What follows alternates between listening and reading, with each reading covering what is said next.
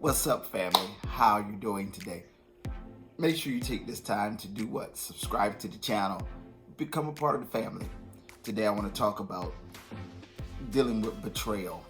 There are many people that handle betrayal and it affects them adversely. Today I want to give you 5 things that you can do to recover from betrayal and move forward beyond betrayal.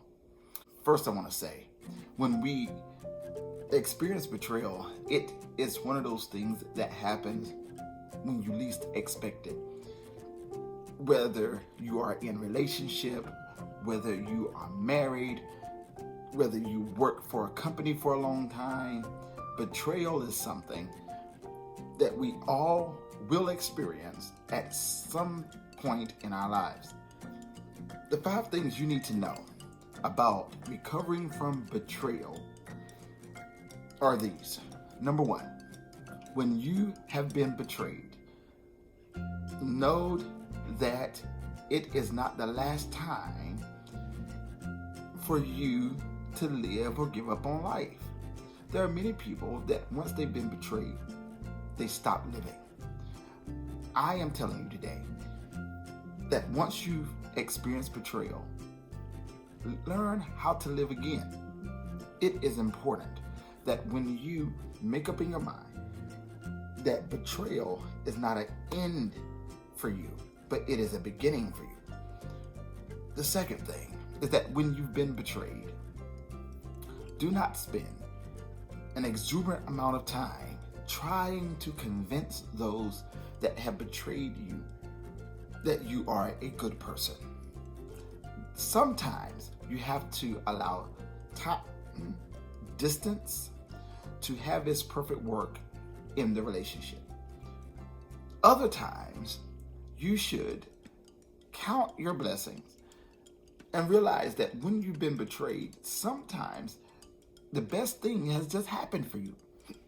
It has given you an opportunity to move forward when you didn't have the courage, you didn't have the emotional strength to move forward. The third thing that is very important when you're dealing with betrayal is this. Do not spend years in regret. The years that you spend in regret will be the years that you remain captive to those that have betrayed you. It is necessary that you learn how to forgive and move forward, because when you've been betrayed, yes, I know there are a lot of things that you want to get off your chest. I know there are people that you want to address, but when you've been betrayed, the best thing you can do for your life is number 4, is acknowledge it and then ignore it.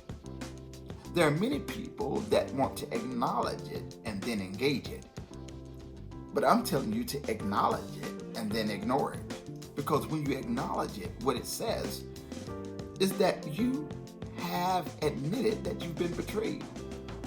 When you ignore it, it says that you now have made up a mindset that says, I refuse to engage in negative energy.